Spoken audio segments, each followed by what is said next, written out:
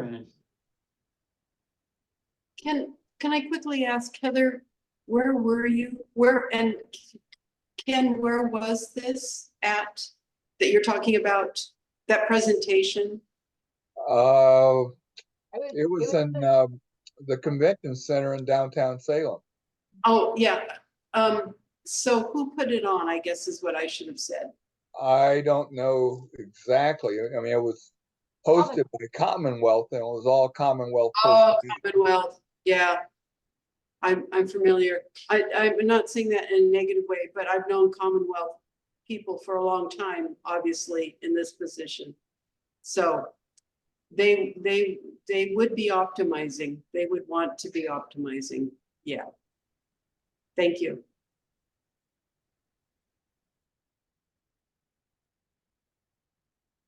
Brian, I have a question, if Yeah. I may.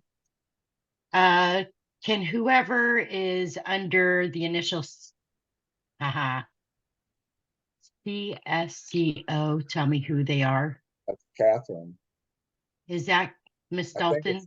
I think it's Catherine Dalton. Yeah. so can a person who is the CSCO unmute and introduce themselves, please? This is Brian, the committee chair. Thanks, Brian.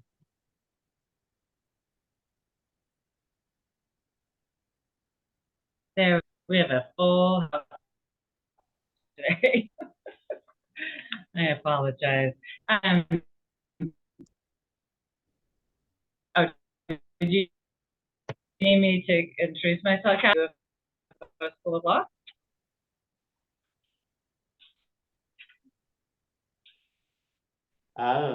Is there another person with introduce the next person? Yeah, I'm sorry. this is Brian. I was just asking you just.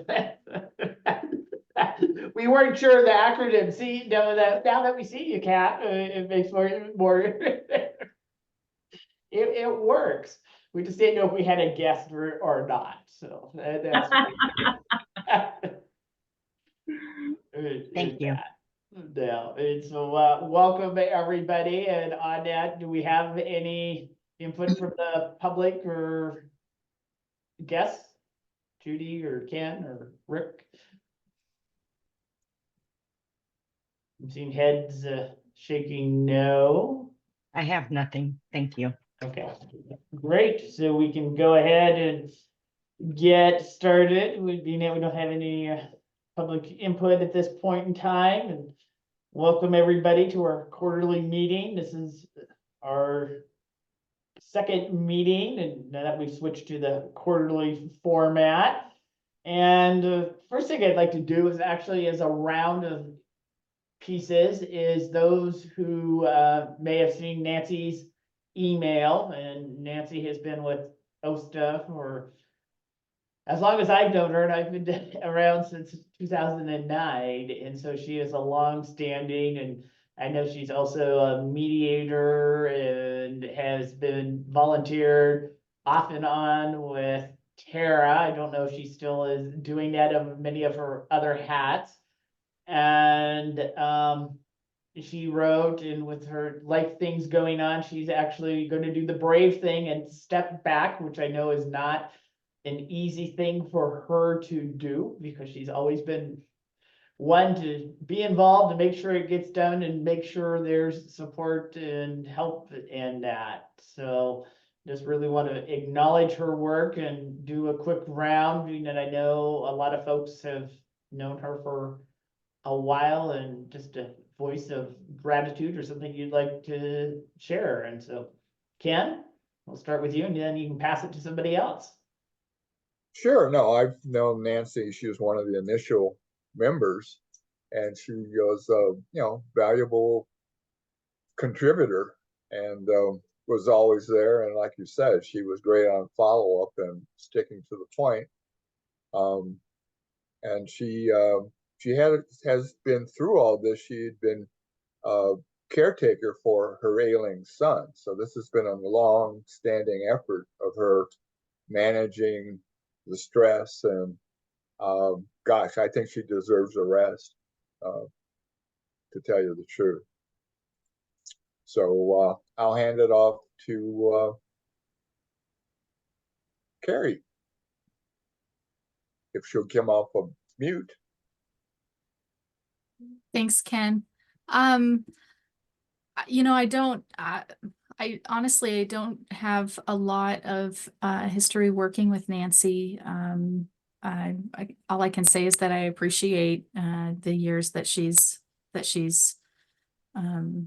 given working for actually both committees. I know that she's put in a lot of work both with DRAC and MHAC. So all I can say is thank you, and hope that she, you know,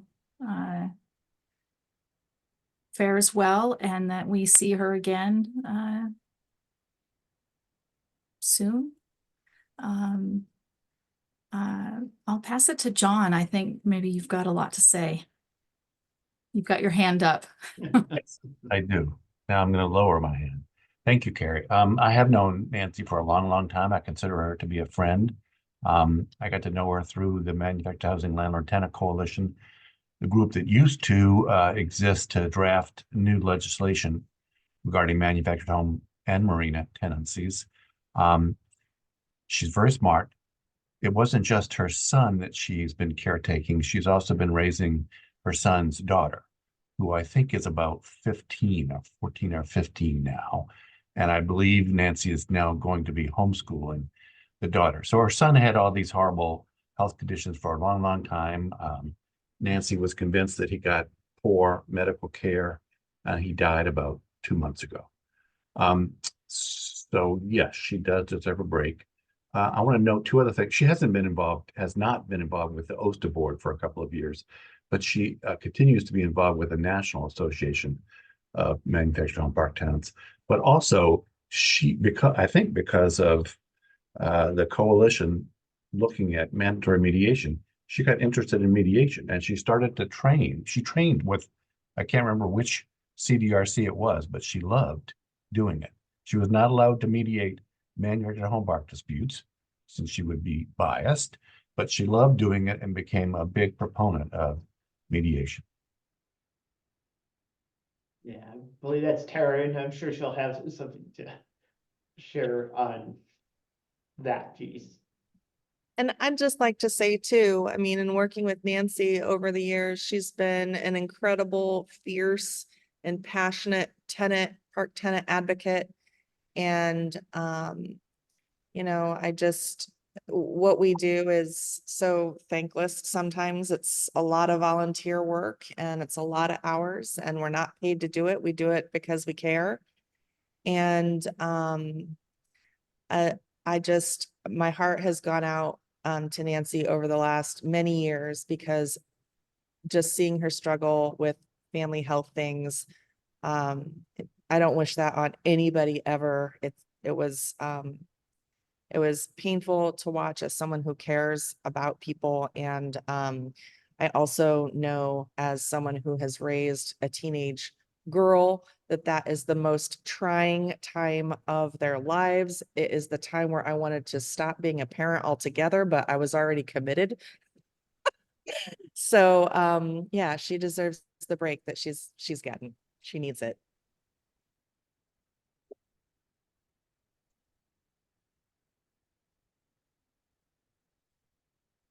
Tara, if you can. Yeah.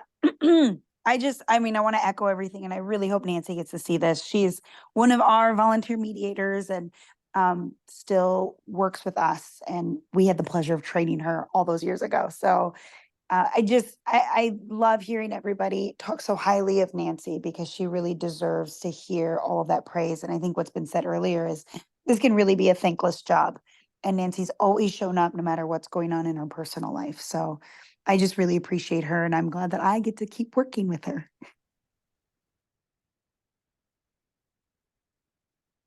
Others? I just want to say that I've only known her in this group, and she brought a wisdom and a way of explaining and saying things that was helpful to me to gain a different perspective. So I appreciated that. Yeah, and I could just follow up with that I've only known her in this group, but after just hearing his brief history of what's been happening in her life, I just wish her all the best in what she's taking on, which is far more nobler, even the work she's been doing. And like Angela says, you know, raising a 15-year-old, you know, girl when we're young is tough, but when we're older, it's even tougher. So, you know, I just hope all the best. And I do thank her for all the, echo everyone's thank yous to her for all the hard work she's done. And we just hope for the best for her future.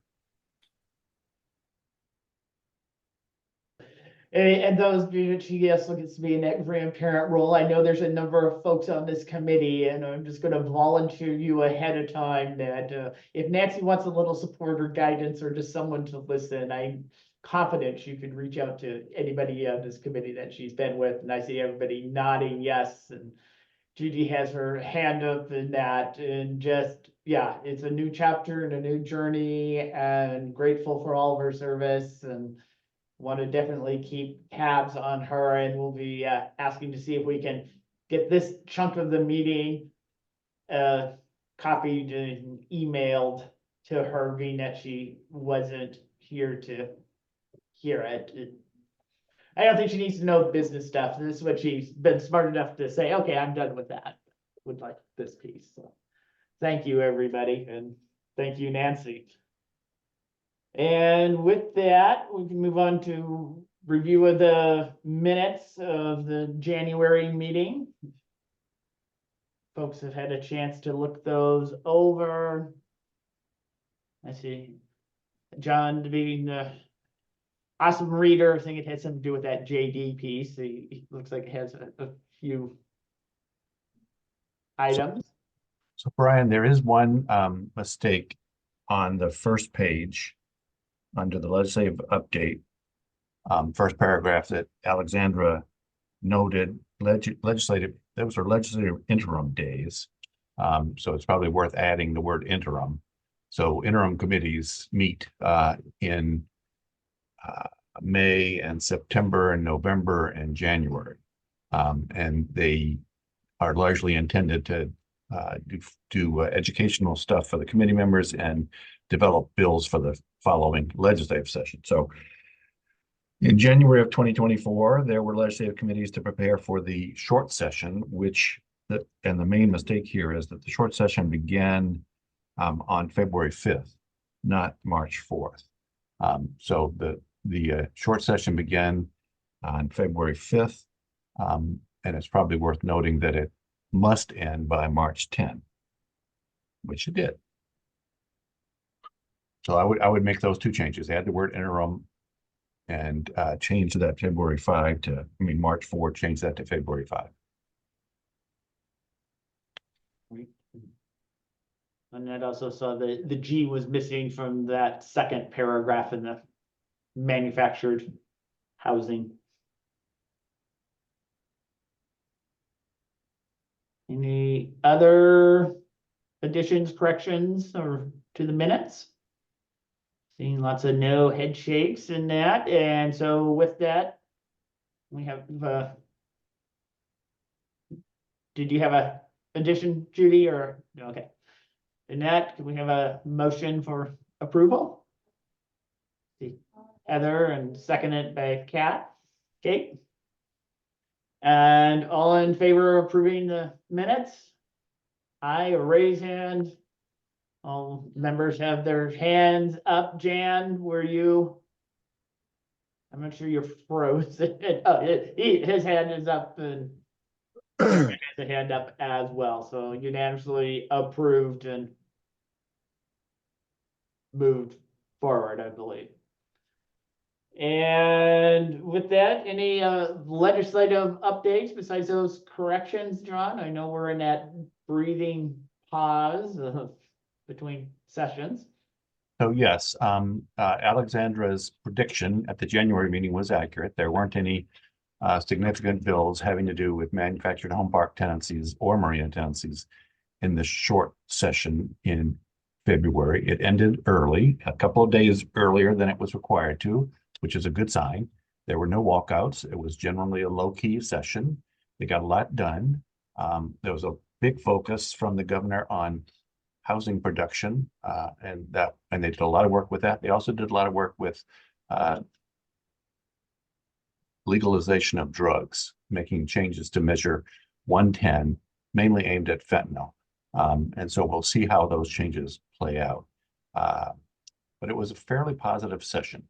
The couple things to note are that one is that there's a significant amount of leadership change that happened immediately after the session ended.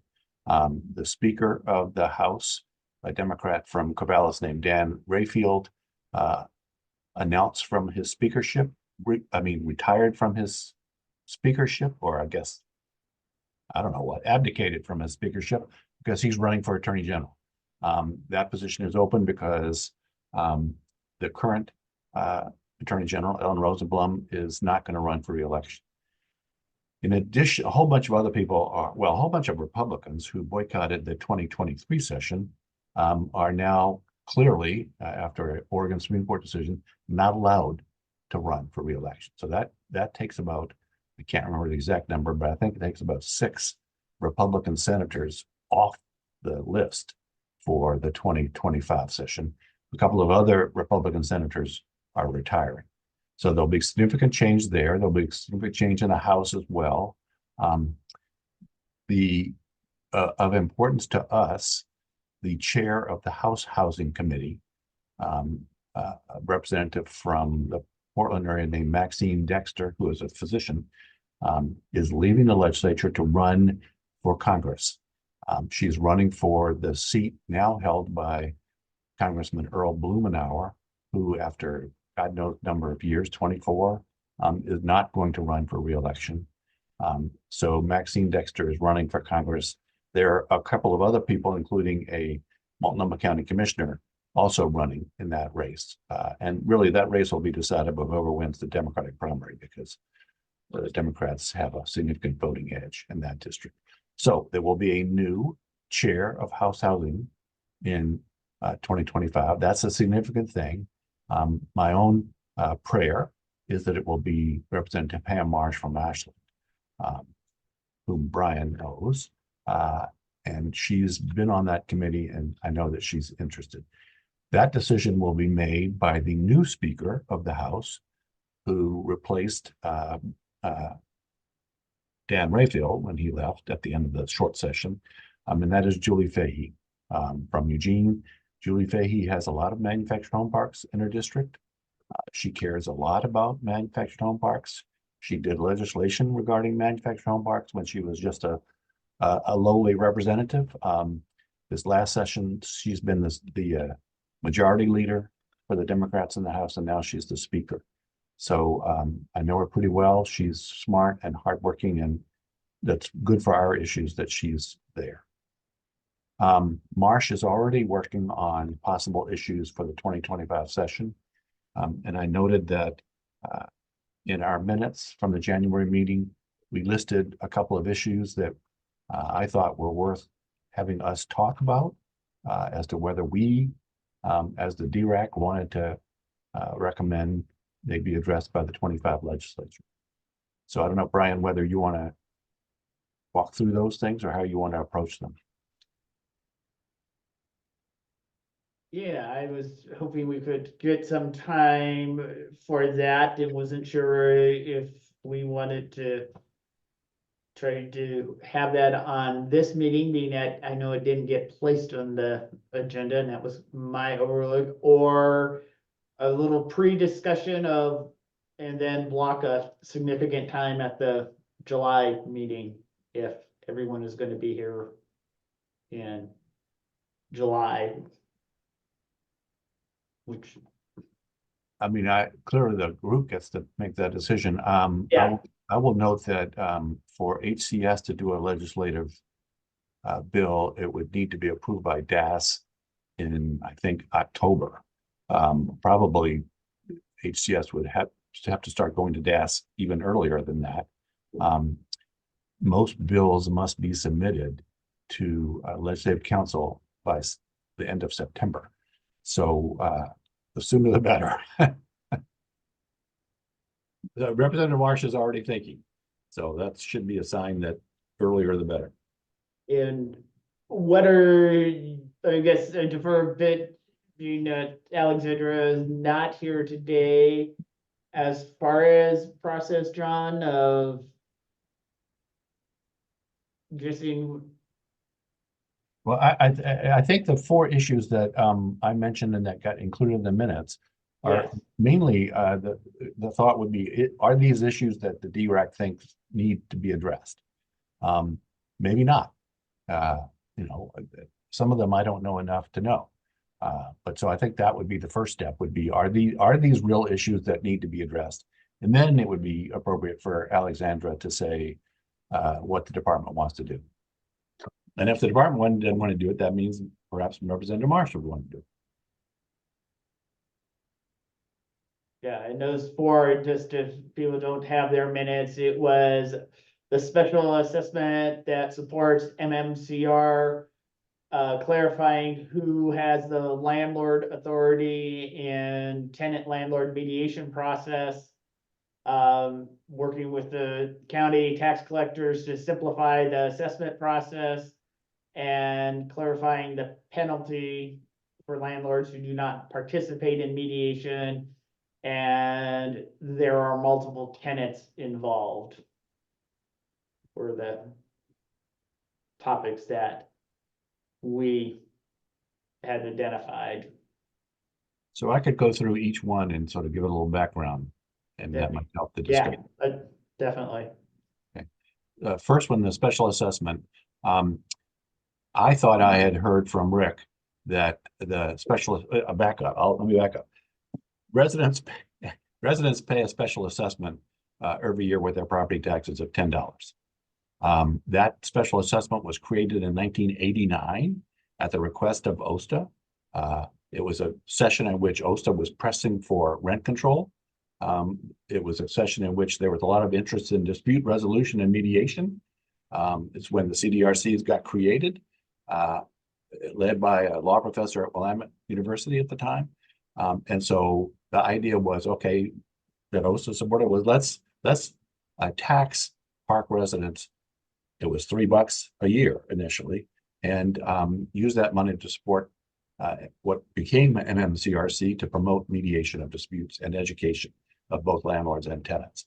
That $3 got increased to I think $6 in the mid-90s, and then a couple of years out in one of the coalition bills. And then a couple of years after that, in another coalition bill, it got increased to $10, which is the current amount. So I thought I had heard from Rick that that was not adequate to support MMCRC. Rick is now telling me that I misunderstood and that it is adequate to support MMCRC. So I have not seen the numbers. Rick has told me that I will have to submit a Freedom of Information request to get that data. I'm not happy about that, but that's what I will do. And what I'm hoping to get is a 5-year look back about revenue and expenses, so I can understand whether Rick is telling me what's correct. But if Rick is right, then this does not need to be a legislative issue. Keep in mind, this is the money that goes to this. Some of the money that goes to pay for mediations with CDRCs. And just to clarify, I believe there's actually a larger portion that each park pays. It's like 65, and I'm seeing a couple nods. Is that correct? That Well, so when the coalition negotiated and created an obligation on park landlords to register annually with the department and to get a certain number of hours of continuing legal education, we proposed to pay for that work by the staff, HCS, by imposing a fee on the landlords. And I think we raised it once, but it's currently $100 for larger landlords, I think, with more than 25 spaces, and $50 for smaller. I have no idea whether that covers the cost imposed on the department to monitor landlord compliance. So if I actually understand, that is actually a separate, goes into a separate fund for the expense of the operation of monitoring then, or is it end up in one big pot between the resident fee and the? It all goes into the MSCRC account. Okay, so both those go into the MS. Yeah. Okay, Correct. great. So- Anyway, my point would be that if Rick is correct, that the $10 special assessment is adequate, then this is not something that needs legislation in 25. And this is like more information will come once you are able to navigate through that process of the information in that. So the second issue is one that I thought that staff had identified, or maybe the CDRCs had, that sometimes it's hard to know who to contact when a tenant requests mediation. It's hard to know who at the landlord operation they should contact to do that. And so I think the suggestion was, should landlords be required when they do their annual registration to name somebody in a contact method?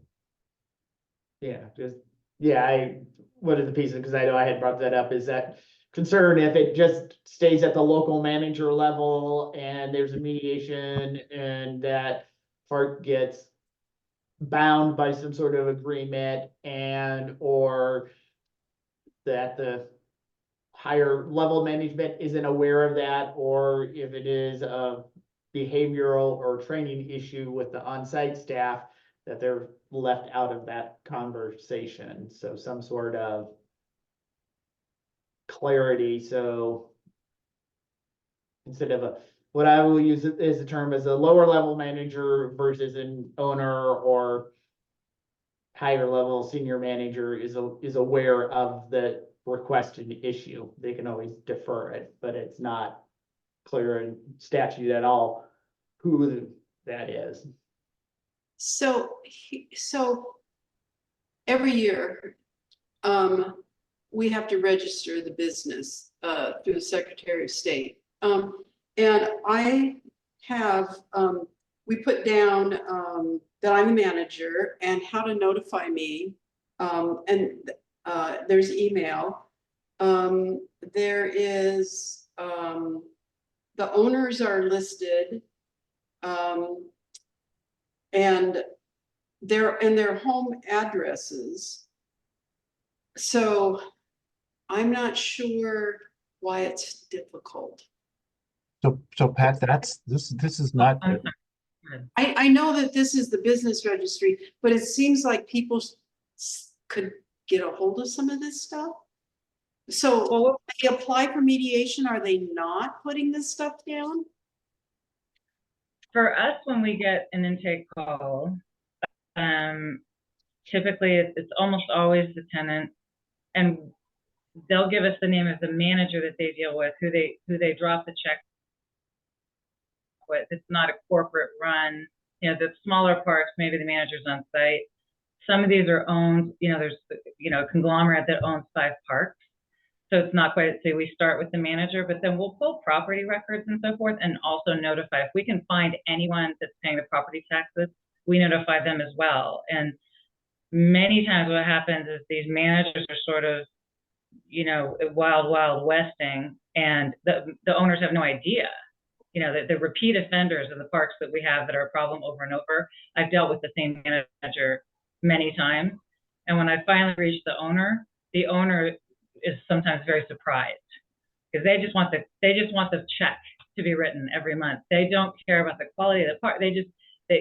All that manager cares about in terms of not getting in trouble is making sure they're collecting the rent. And so they can make some of these tenants' lives incredibly miserable. And then when the owner gets involved, that's sometimes when the rubber meets the road, because that's when the owner says, "Oh no, I'm getting these calls from Community Solutions, and she sounds really scary and mean," and MMCRC. So but yeah, I've looked up records before, and you can't find out who owns it. I'd also like to add, as a business owner, I fill that out for a very specific reason. It's so that I can be served papers if I'm sued. It's, for OSTO, we have to fill out the secretary and things like that. But I don't really think it's the job of the mediators to do research to figure out who has the authority to make a decision on behalf of the landlord. That's the key, right? Because the person who shows up at mediation and is notified and is scheduled has to be able to have the authority to say yes and no to certain things. And I don't think we're putting that information at the Secretary of State level. That's a different collection of information. So I think it's a great idea to require that during the OHCS registration or the MMCRC registration. I agree. I mean, in the opening to mediation, you request that they verify verbally that they are allowed to sign and enter into agreement, but they can say yes, but then the person above them, you have that agreement that's done, that next person may say, actually, no, that person didn't have authority. So it's kind of a self-reporting thing. And then, yeah, I think that's great to have that as a requirement. Pat, Sorry. you had something more to.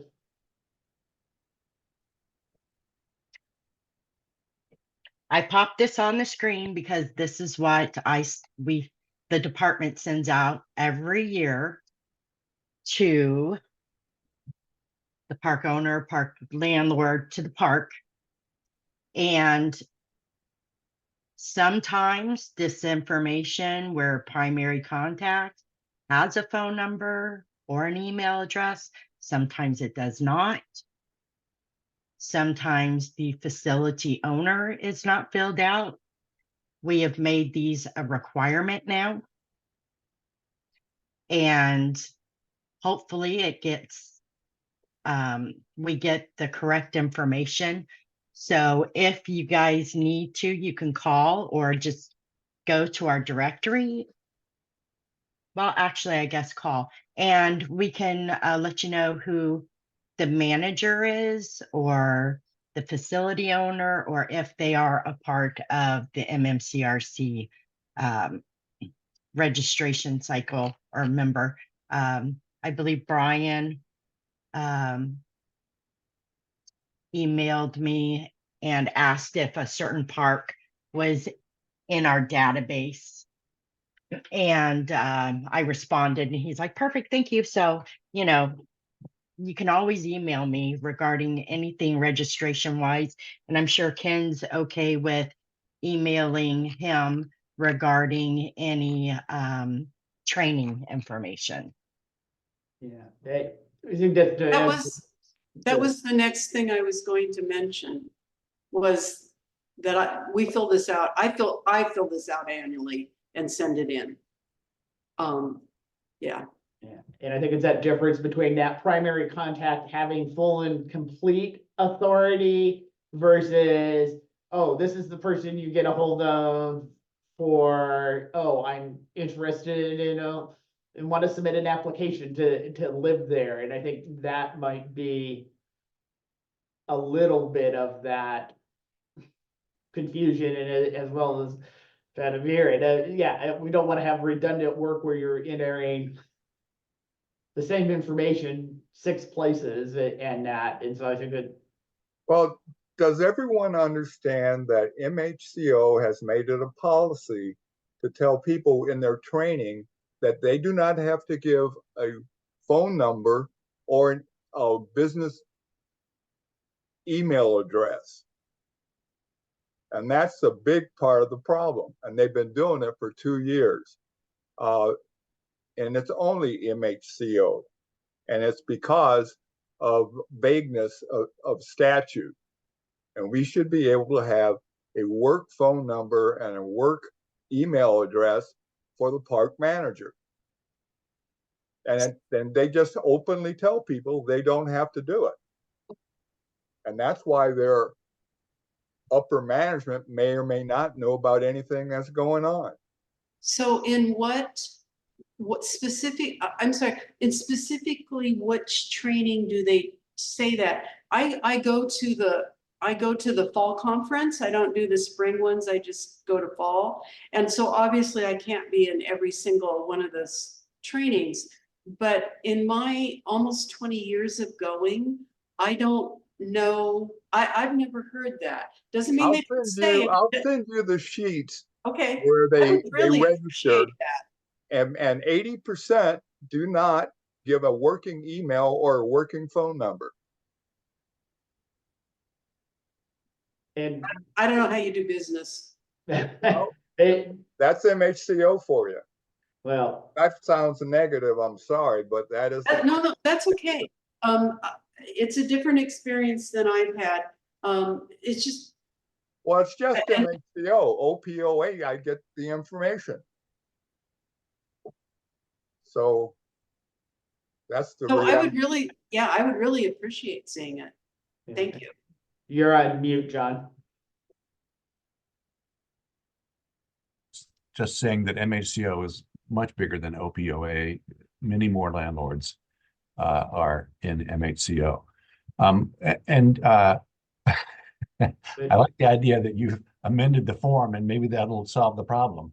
But maybe not if MHCO is telling their members not to fill in that part of the form. I will note as a lawyer, that the statutory authority is not of what data MMCRC gets is not in the mediation statute. It's in the registration statute. So that is 90.732 subsection 1, and it does not require an email address. It does not require a phone number. So that would be the legislative change that might be of value, which would be, I mean, right now it requires the name and business mailing address of the landlord and of any person authorized to manage. Now, the trick there, and we're not going to be able to fix this because it's too complicated. The trick there is that the definition of landlord in Chapter 90 includes the manager. So that requirement a landlord could satisfy that requirement by simply giving the manager's name and business mailing address. Okay. Well, And the manager may not have the authority to do anything else, and it doesn't require that manager's phone number or email address. So the second thing that's required is the name of the park, the physical address of the park, a telephone number for the park, not necessarily for the manager, and the total number of spaces. So if this is a significant issue for MMCRC and or the CDRCs, then you would want to amend that statute. As well as some sort of requirement that says, hey, when it changes, here's the time frame of when it has to be updated. No, that's addressed in the statute. That is already, okay, This is another one of those statutes that I wrote with the coalition.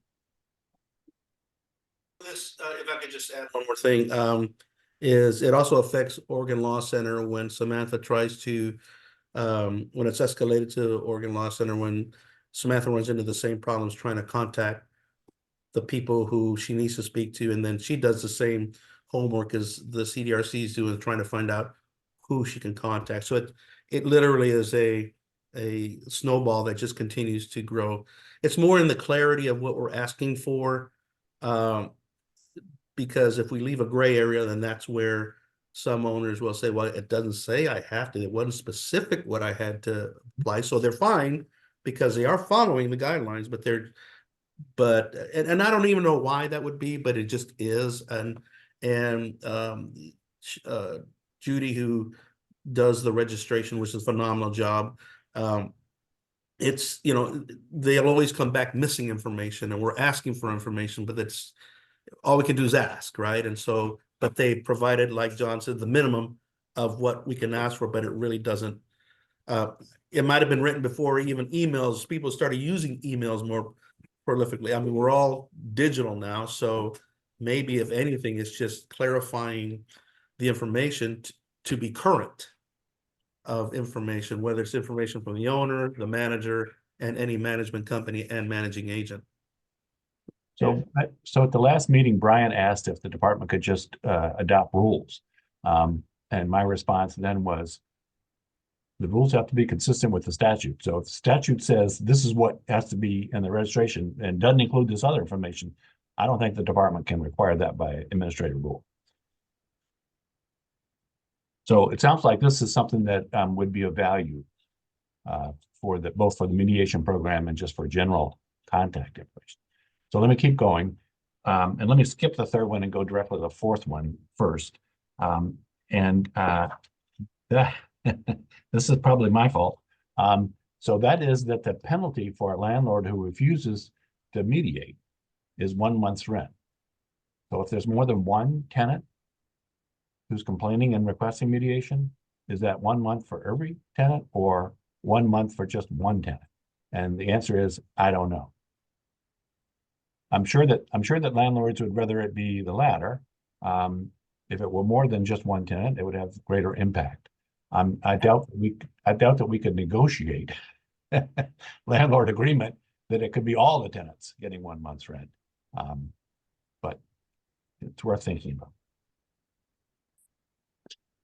I agree. I mean, that's something that I was hoping we could have tackled already in the previous legislative sessions, but I just think that when tenants go up against a landlord, even if it's just in terms of mediation, it's very, very scary. And so they need to understand what's at risk and what's to gain. So if people are afraid and they make the decision and they say, well, okay, well, I really want to work out this issue with my landlord. They didn't, they violated ORS because they didn't show up or put a response to our Committee of Seven's issues in writing. And they're basically just ignoring us. They need to know that if they do initiate mandatory mediation and the landlord doesn't show up, that they need to understand what they're getting. They need to understand, oh, am I getting $650 or am I getting $650 divided by 80 households? That's a huge risk. You're asking people to put themselves out on a limb and initiate mandatory mediation. They got to know what they're bargaining with and what they stand to win and what they stand to lose. That's a great point, Angela. And I also think that, I mean, one of the biggest cases we had last year was a water meter infraction by a landlord. And the good thing is that it was unclear enough to him that he might get in trouble for 19 infractions, because all 19 tenants, he was a little more scared than, if it was just 2 people that were mad. So, and he backed down, and the fuzziness was good enough to be a little scary enough that, he gave up, but it would be so great if that were solid. And keep in mind, we're not talking about winning the mediation or winning the negotiation. We're just talking about showing up at the table. That's why we created the statute, is to have a place where a landlord was required to talk to a tenant. That's it. So if they don't show up to talk, scary talking, then I think they should be penalized by everyone who shows up and initiates mandatory mediation. All 19, all 80. That's what I think. And I think we can argue that. yeah, then one of those other pieces to think of is when you get into those larger numbers of parties, you may exceed the amounts allowable under a small claims case. That if their space rent is $500 and now you're talking 25 spaces, that exceeds the small claims cap of 10,000. And so this is again, but I hear that this is an area of having clarification. And the other piece I heard in there is the clarifying the Committee of 7 and how that falls into the mediation and the mandatory mediation process, because we've had numerous cases where it's like, oh, we're not happy with the outcome of our Committee of 7, though they followed the statutes and rules. So now we all want mandatory mediation. However, the statute is conflict a little bit of who has authority, because if that committee of 7 shows up, do they already have authority, being that they were voted in to negotiate on behalf of all the tenants, or is it some other process? Because for mediation, the statute says it has to be in writing that they have full and complete authority to negotiate and bind somebody to that process and that outcome.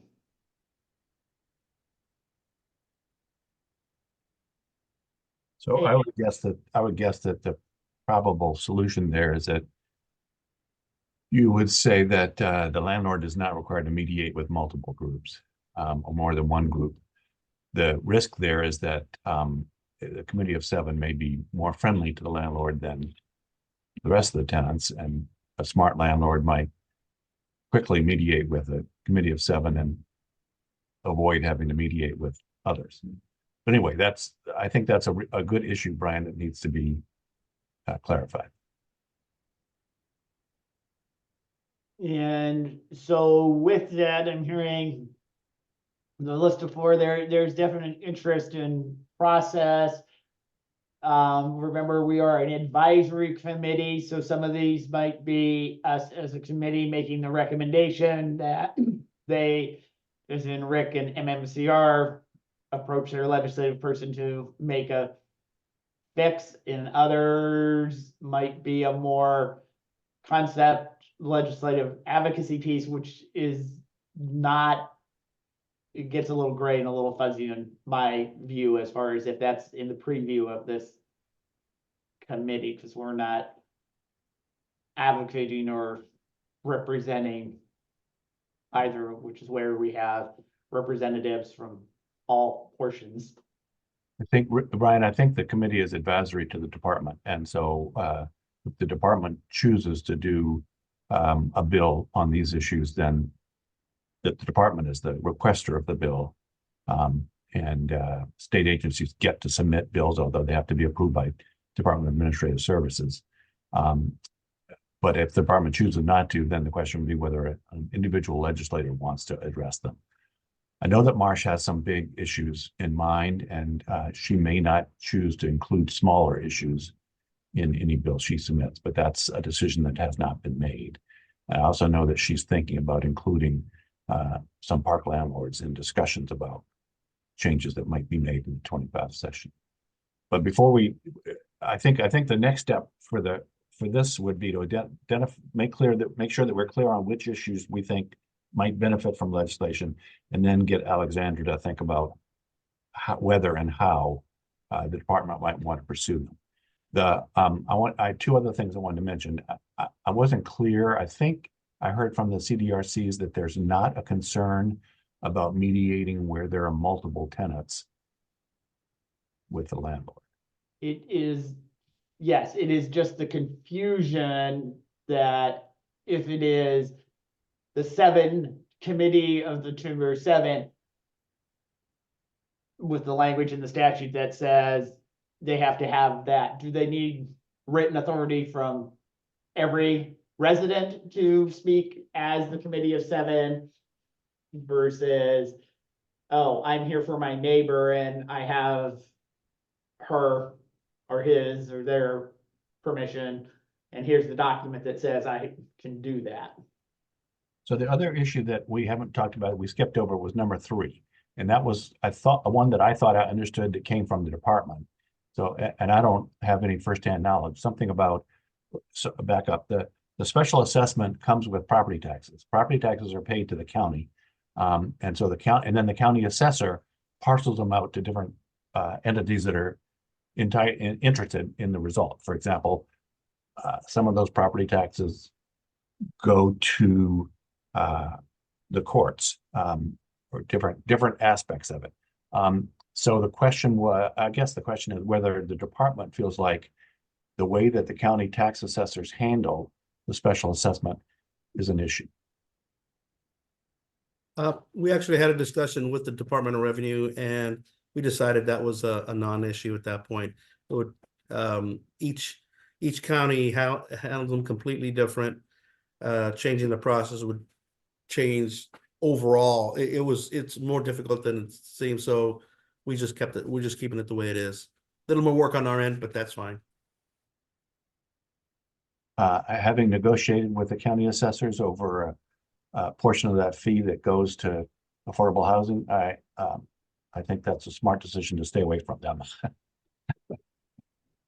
And wanted to check in with Jan, because I think pretty much most everything we have spoken about is related to manufactured communities, and Jan, being that you represent, and Angela, I know you still have a lot of passion and connection to the marina side, and being that we're coming up to the first and the next legislative session where marinas are now included. If there's anything either of you would want to add or share specific to the marina being rolled into this process.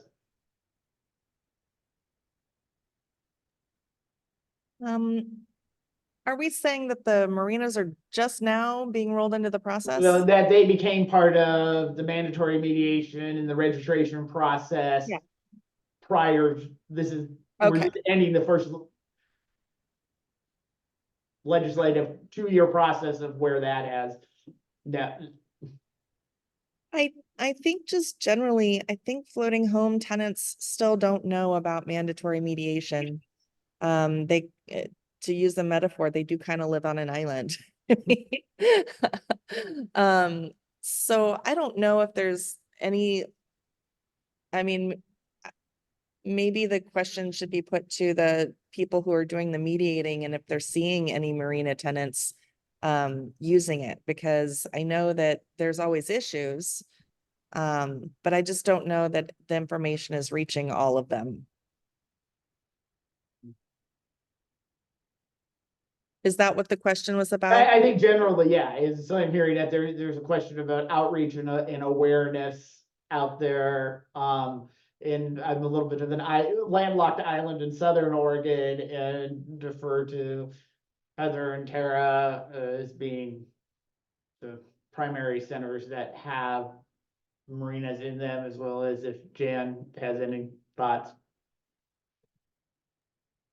I am unaware of a floating home park that has used mediation service in our group.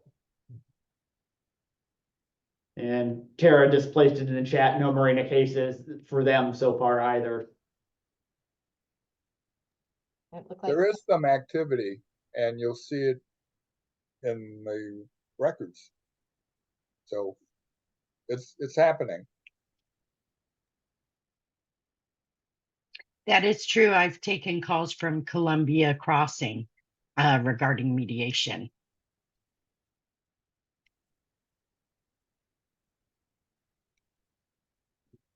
You have anything, Jan? You're on mute.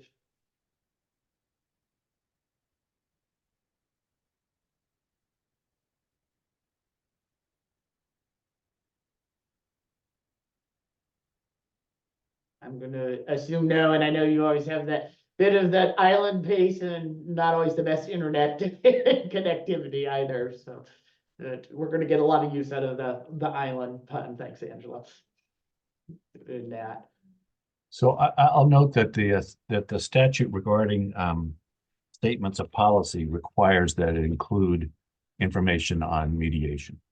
Now, there's a lot of stuff in that, and maybe people don't read it all or don't understand what it means, but there is already a requirement to give tenants, when they start their tenancy, information. Oh, you're muted. John, I have a question about that too, because the way the statute reads when I read it is that, yes, they are required to give the mandatory mediation information in the statement of policy to all prospective purchasers at the time of application. But also it says, and any current tenants who have not received that information before, something like that in the language.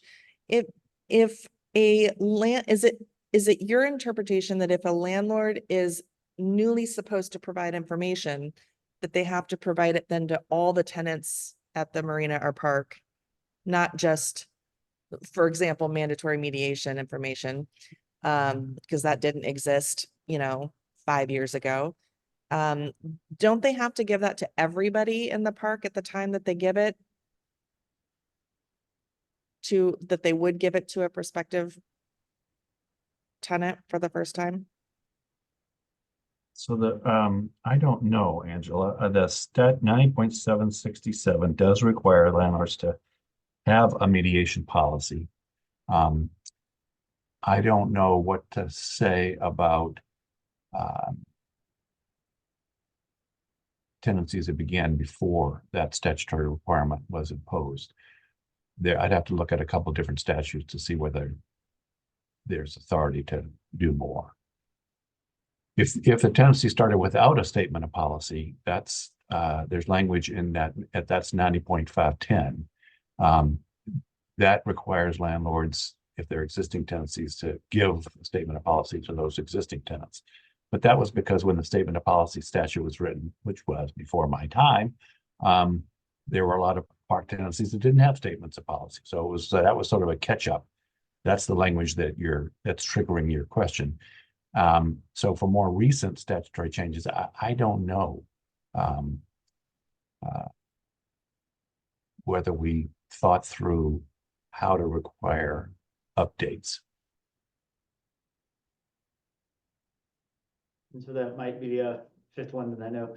Thanks, Judy, for sticking up the. Yeah, that's the language. Existing tenants who have not previously received one. Okay. That's just for their statement policy. But is it mandatory mediation required in the statement of policy down below somewhere? Yes, it is. It's one of Okay. the items listed. Okay. Okay.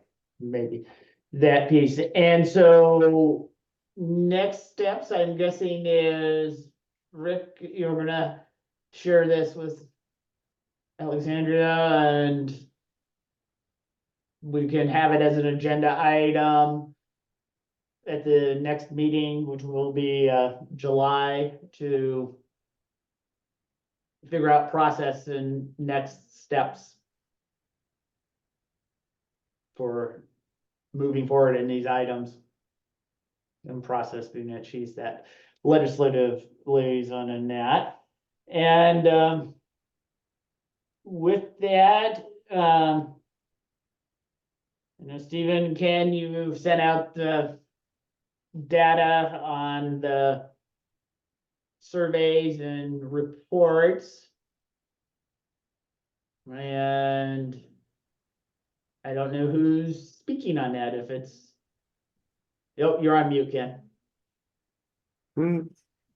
Should be, Stephen can go into it. I think he's done a terrific job of you'll just see the flexibility now that is there, and let him lead you through it. But yeah, take it away, Stephen. Oh, this is sharing. I wonder if I could share my screen instead. It is up magically on the screen right now, at least I'm seeing it. Yeah, we are seeing it. Judy has helped you out there. Well, Well, why don't let Steven, do you Stephen- want to share yours? I can stop. yeah, let me share my Okay. screen. I stopped. You're good. All right. Sorry. No Okay, problem. sounds like you might need a mediator soon. All right, come on. I'll show. Look at that. Why is it not showing? Can you guys see my screen? Yeah, Yes. Yep. Oh, okay. Always confused by that. Well, good evening. Well, good morning, everyone. So update to the report. Added some extra functionalities to the report that everyone was asking for. Think you guys will like it. And really boils down to that now you're able to filter down by each quarter and by each CDRC themselves. So for example, in the last meeting, I think what we wanted was to see the first 6 months. So that's the first 2 quarters of 2023. So the way that you'll see the information for that is basically click on this little filter icon right here. You know, select all to unclear all the checks. And then for 2023, for the first 6 months, will be Q1, Q2, click OK. Now you're only seeing information for the first 6 months, which is great. And if you even want to get down to a specific CDRC, got another menu right here, the same way like how we did it here. Don't want to click that off. But yes, you can select whichever CDRC and see the data that we have from that CDRC. So with that set up the way it is, I have it break down in 2 sections. You have the subtotal and the grand total. The subtotal will only show information for whatever is in this section right here. So it's only showing information for Q1 and Q2 of 2023 and for all the CDRCs that we have displayed here. There are more CDRCs in the menu to select from. It's just that some of the information there is incomplete just because of the way that we collect the data. But so, and the next section is the grand total. The grand total will always show, it's a running tally of all the information that we've collected. I think it's from 2021 Q3. Yeah. So this is the total for the whole program. And as of continuously stated, this is just what has been reported to us, and there's always a lag. So even though the total participants right now is 616, the actual total could be much higher. Most of the time, it's wise to assume that the totals here will be high. So for the subtotal, you can see it's broken down by the usual categories that we set it up by. So for the first 6 months, you know, most of the cases were initiated by the managers. You know, the trends follow what we'll expect. There's not much deviation in terms of that. Like you might see that there's more service, more mediation being declined. But if you broaden the scope, it will be the same. Where it gets interesting is if you want to focus on a specific CDRC. And let's do that. Let's use neighbor to neighbor.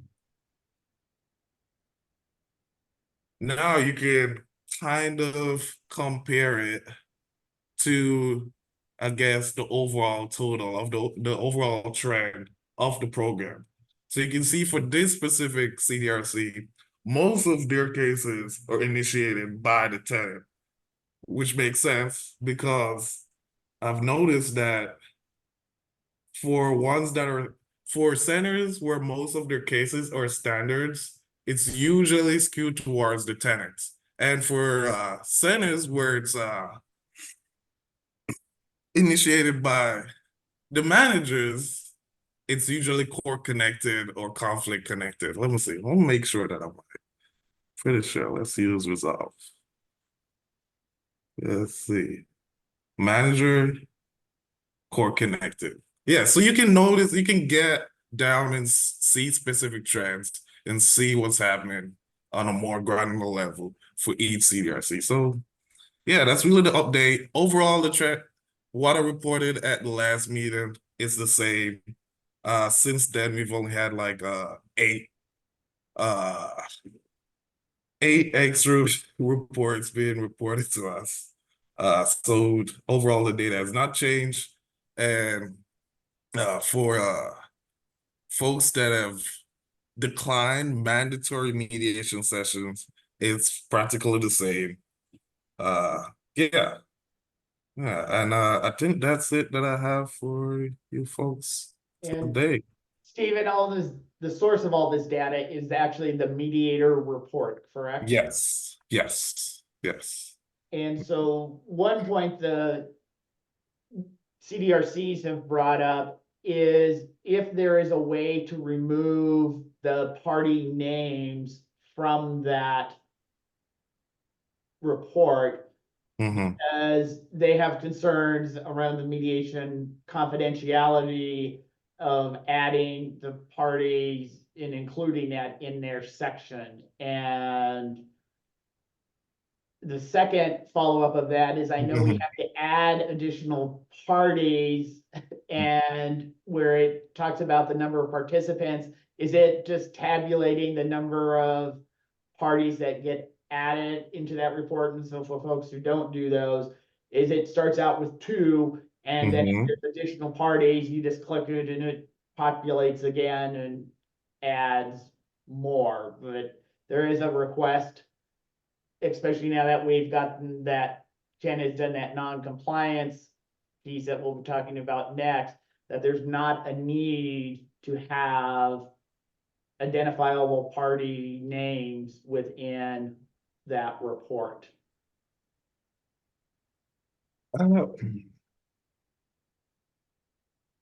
From my perspective, I think having the party names are important, especially if they declined a mandatory mediation session and we want to reach out to them. And we did add that option in the survey that states if they want to give us permission to contact them.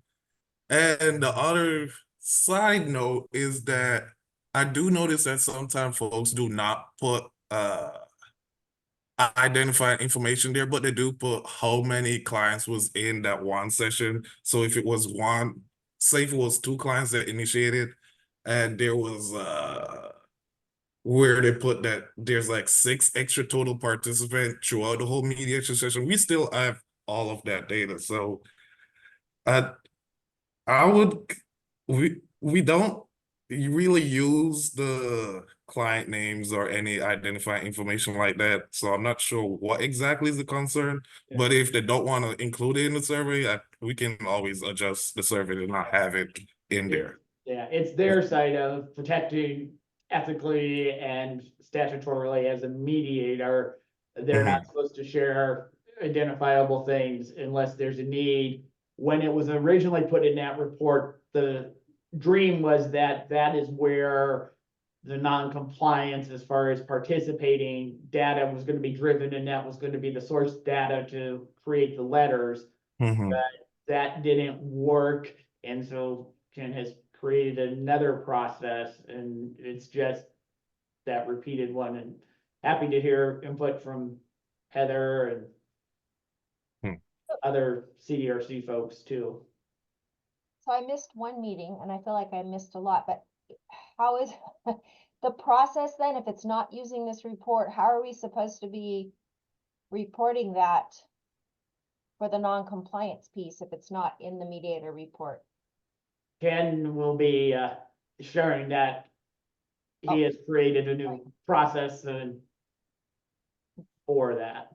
But up to this point, that is the way that is collected, or no? That was my understanding, and it is a little bit of a disconnect because I know some meetings they have said that there actually haven't been any folks declining, and the data is kind of reflecting a little different. So We haven't seen anything come through, but yeah, there's just a couple of forms. And it's we asked that it be done within, what was it, 5 days, Brian, or whatever was the time frame on that to get a response. Was that, again, the clarity I know you were gonna provide, and you weren't here at the last meeting, than that, as far as what the format and process was going to be finally, so. My mistake, because I thought that had already been sent out and you had a chance to look at it. But I know there was a draft through some emails, but I didn't see anything that was clear, and I don't think all the senators have seen something clear to say, this is the expectation and the process to. As I've seen the draft, and I know I gave some feedback, but then I didn't see anything after that, so I didn't know where it was, so. Well, we we did send out something to everyone to let them know what those forms are and how to do it. I don't And think, I'm seeing Heather is shaking her head. I saw the letter, but I have not seen a process.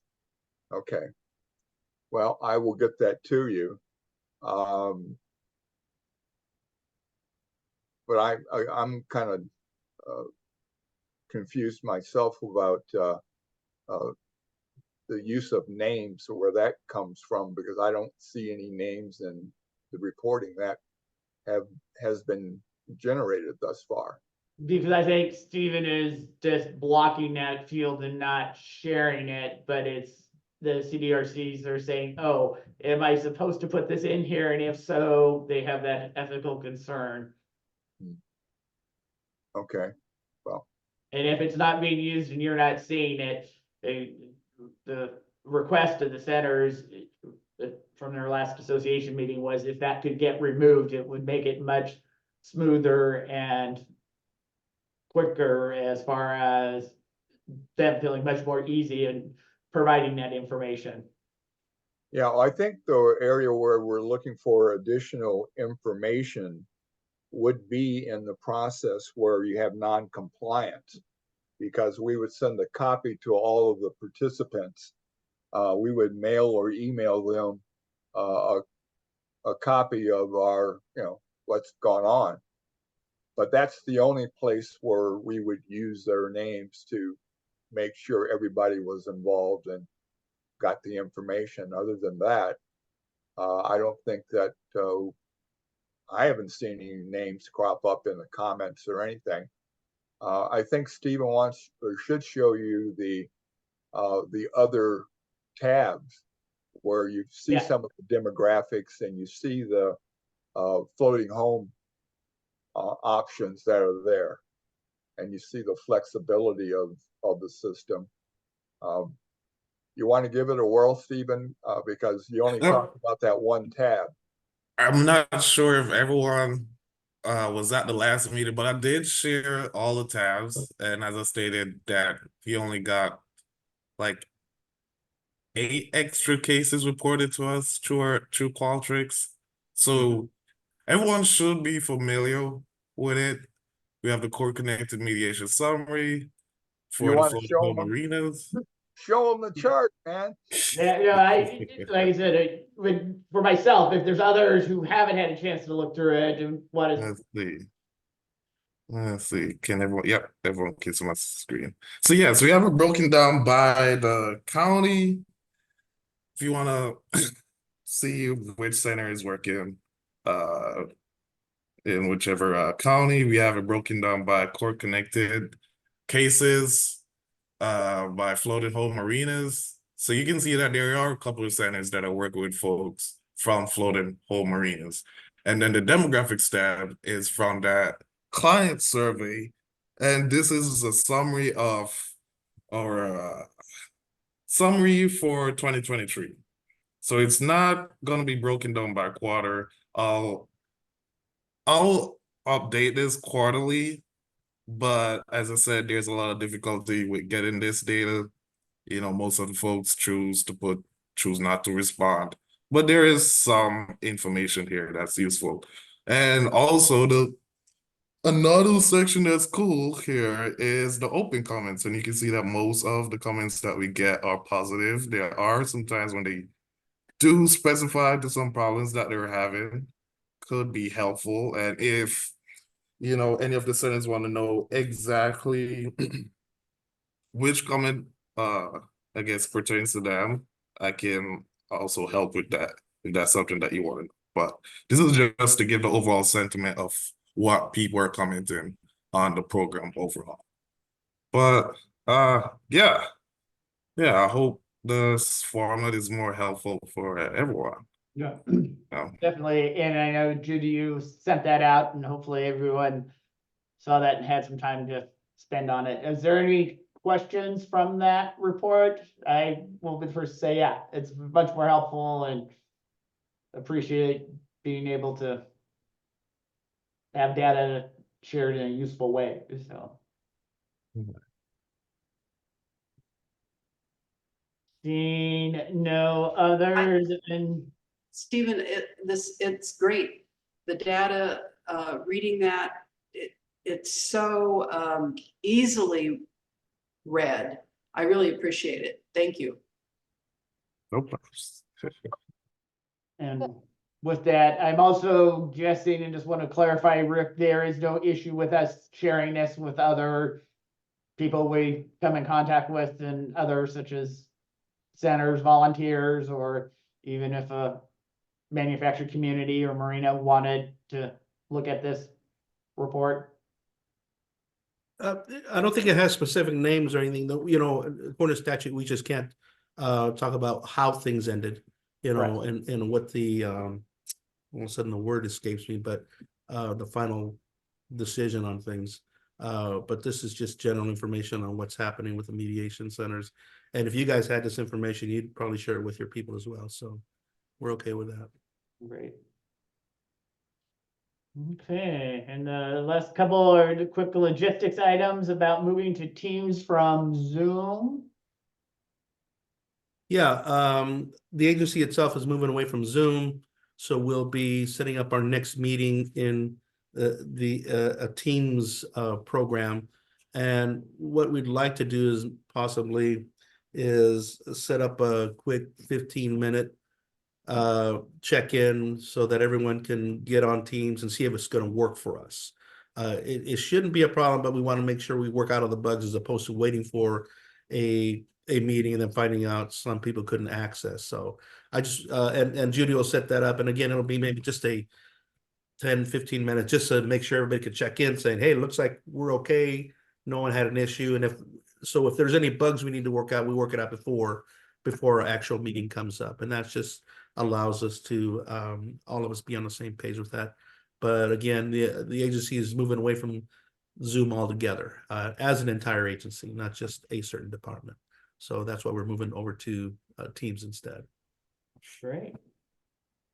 And then meeting dates moving forward, the next quarter the first Wednesday would be July 3rd, and I would propose we do the 10th instead of the day before the 4th. Yeah, I was gonna talk about that as well. People might be gone that week.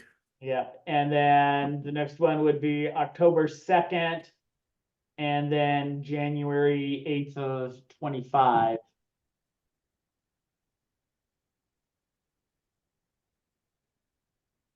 Judy, you had a question? Can you say those again?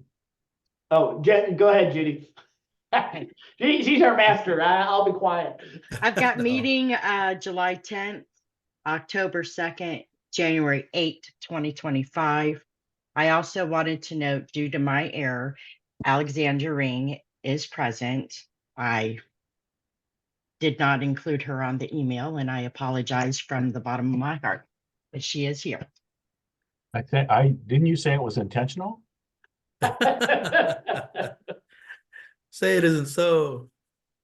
Right, and at this, welcome. Thanks for shifting and joining us, Alexandria.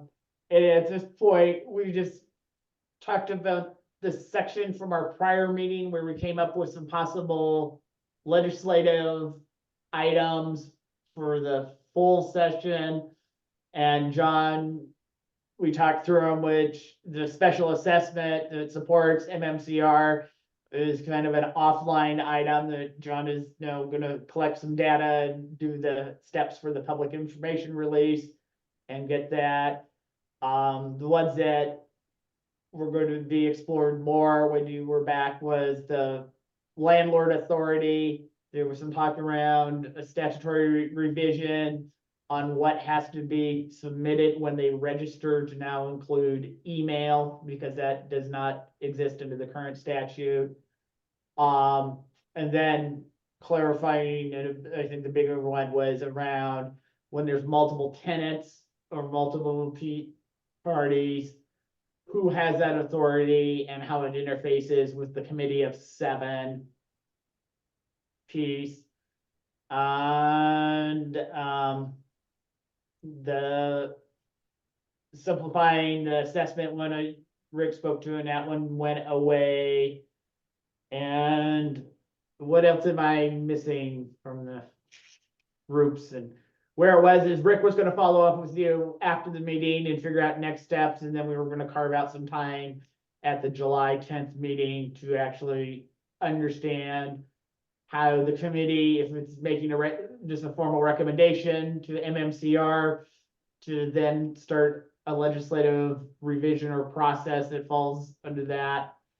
And John can probably speak to it a little more concisely than.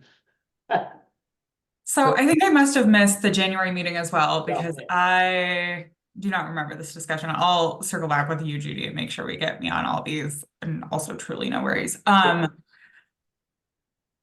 So OHCS is currently, very early in the process. We're in conversations with the governor's office. We currently don't have opportunities for engagement. I will say that July, we will be so far beyond where y'all could have input in this.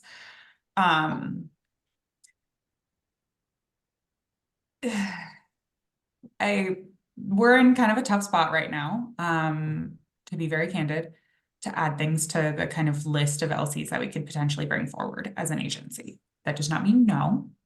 That's not what I'm saying at all, but this would have to be an internal discussion to the agency if we need to add things to our list, and that would have to happen rather quickly. I would say probably in about the next month. You know, I think that was part of getting your guidance and direction, if it is something that this body needed to make a formal, say, hey, we think this is important, being that we're advisory, to say, hey, this is something we think should get addressed legislatively, or if it is something that is outside of that, and then if some advocacy or trade group wants to take on something that's theirs, and just being clear about our role is we're not a advocacy legislative body in our role as an advisory to MMCR on dispute resolution. And so it was figuring out some of the things you're sharing around timing and getting that clarity on process and next steps. So Yeah.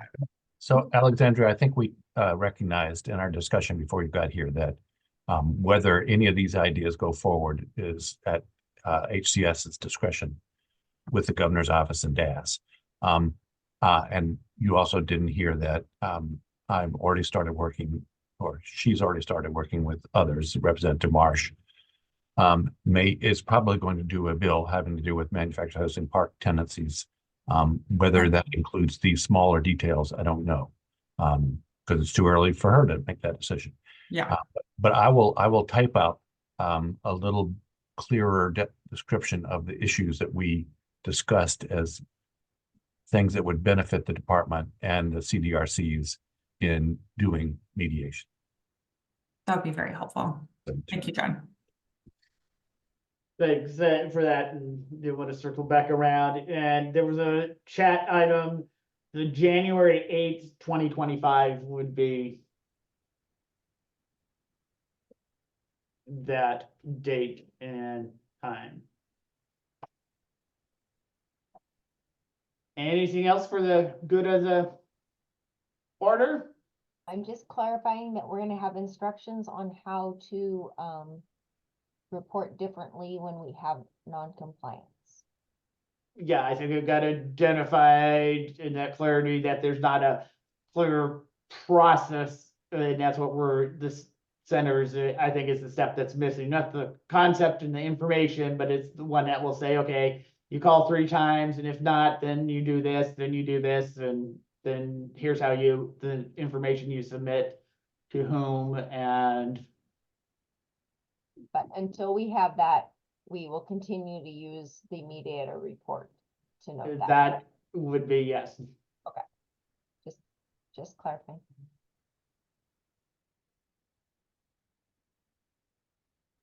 And that's the other action item, and for those, everyone else was here to hear that Judy will send up a quick check-in tech test with Teams before the next July meeting, and for people to try. And if you're not going to attend because you feel comfortable with Teams, just please reply to Judy on that so she knows Because the goal is to avoid tech hiccups at the actual meeting.